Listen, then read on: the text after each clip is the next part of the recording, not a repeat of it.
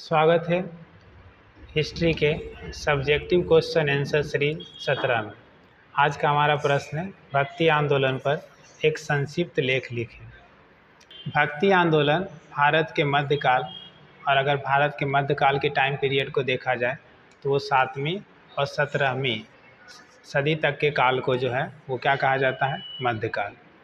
बोलते हैं एक महत्वपूर्ण धार्मिक और सामाजिक आंदोलन था जिसको हम लोग भक्ति आंदोलन के नाम से जानते हैं, जिसने भारतीय समाज की सांस्कृतिक धार्मिक विचारधारा में गहरा क्या है, प्रभाव डाला। इस आंदोलन का मुख्य उद्देश्य धर्म को जन साधारण के लिए सरल और सुलभ बनाना था, जिसमें ईश्वर के प्रति भक्ति और प्रेम का प्रमुख क्या है, स्थान था। यानी भक्ति आंदोलन का मेन पर्पस था कि लोगों के अंदर ईश्वर के प्रति जो है भक्ति और प्रेम को लेकर के जो है जागृति यानी जगाना था। पहला हमारा है प्रारंभ और विकास, कि भक्ति आंदोलन का प्रारंभ कहाँ से हुआ, कब हुआ, कैसे हुआ। तो बताया गया भक्ति आंदोलन का प्रारंभ दक्षिण भारत में हुआ और बाद में यह उत्तर भारत तक क्या है, फैला। बोलते हैं इसके विकास में अलग अलग संतों, अलग अलग कवियों के प्रयास से हुआ, जिन्होंने अपनी रचनाओं और अपने प्रवचनों के माध्यम से भक्ति की भावनाओं को क्या है, प्रबल किया। प्रबल का मतलब होता है मजबूत। अगर हम बात करें दक्षिण भारत में तो एक संत हुए जिनका नाम क्या था, अलवार, और एक संत थे जिनका नाम क्या था, नैनार। इन्होंने जो है दक्षिण भारत में भक्ति आंदोलन का क्या रखा, नींव रखा।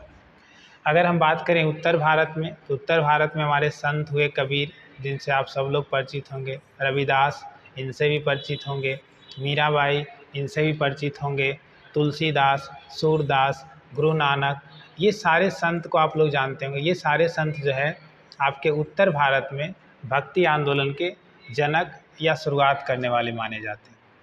अगर हम बात करें भक्ति आंदोलन की प्रमुख विशेषताओं का, तो पहला विशेषता है ईश्वर के प्रति प्रेम और समर्पण। भक्ति आंदोलन में ईश्वर के प्रति अनन्य प्रेम यानी बहुत ज़्यादा समर्पण, मतलब अपने से ज़्यादा जो है ईश्वर के प्रति जो है भाव व्यक्त करना। उसके बाद इसमें जाति, धर्म, सामाजिक बंधनों से मुक्त होकर हर व्यक्ति ईश्वर की भक्ति करने की क्या है, स्वतंत्रता। यानी कोई बाउंडेशन नहीं कि फलना जाति का लोग ईश्वर का पूजा करेगा, फलना नहीं करेगा। यानी उस सब से परे सब जो है किसमें लीन हो जाए, ईश्वर में। दूसरा हमारा क्या है, भाषाई सरलता। पहले क्या होता था कि लोग जो है जो ईश्वर की वंदना की जाती थी, आराधना की जाती थी, उसकी भाषा इतना जटिल होता था कि आम लोग नहीं जान पाते थे।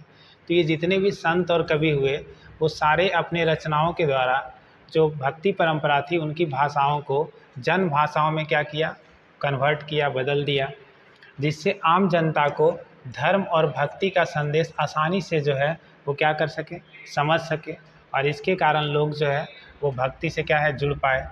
बोलते संतों ने संस्कृत के बजाय स्थानीय भाषाओं में भक्ति गीत और कविताएं क्या है, रची, जिससे लोग जो है भक्ति परंपरा के महत्व को समझे और अधिक से अधिक लोग जो है इस परंपरा से जुड़े। तीसरी बात करें सामाजिक समानता का, तो भक्ति आंदोलन ने जाति व्यवस्था, सामाजिक भेदभाव का क्या किया, विरोध किया। संतों ने समानता और भाईचारा का संदेश दिया, जिससे समाज में एकता और सद्भावना का क्या हुआ, विकास हुआ। चौथी अगर बात करें गुरु की महत्ता, तो भक्ति आंदोलन में गुरु का महत्वपूर्ण स्थान था। गुरु को ईश्वर के मार्गदर्शन का माध्यम माना गया और उनकी शिक्षाओं को क्या माना गया, सर्वोपरि, क्योंकि गुरु ही होते थे जो हमको ईश्वर के बारे में बताते थे, इसलिए इस परंपरा में गुरु की महत्व दी गई। अगर बात करें हम भक्ति आंदोलन के प्रमुख संत और उनके योगदान का, तो कबीर की अगर बात करें तो कबीरदास अपने दोहे और भजनों के माध्यम से सामाजिक और धार्मिक सुधार की दिशा में महत्वपूर्ण कार्य किए। उन्होंने हिंदू और मुसलमान दोनों धर्मों के जो कुरीतियाँ थी उसका क्या किया, विरोध किया, और एक ईश्वरवाद का क्या किया, प्रचार किया। मतलब क्या कहना था, ईश्वर सब एक है, ठीक है ना। दूसरा क्या है, मीराबाई। मीराबाई जो है वो भगवान कृष्ण के प्रति अपने जो है ना बहुत ज़्यादा अनन्य भक्ति को अपने भजनों और कविताओं के माध्यम से व्यक्त किया, और उनकी भक्ति गीत आज भी क्या है, लोकप्रिय है। आप इनसे परिचित भी होंगे। अगला हमारे कौन थे? गुरु नानक, जो सिख धर्म के संस्थापक गुरु नानक ने भी भक्ति आंदोलन में महत्वपूर्ण क्या है योगदान दिया। उन्होंने एक ईश्वर की भक्ति, मानवता की सेवा का क्या दिया? संदेश दिया। यानी एक ईश्वर की भक्ति कीजिए और आप जो है मानवता का क्या करें? सेवा करें।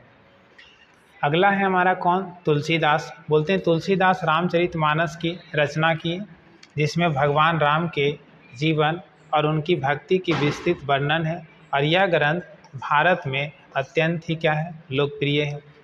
ये सब जो है ना मुख्य हमारे जो है संत थे जिनके द्वारा भक्ति आंदोलन को बढ़ावा मिला।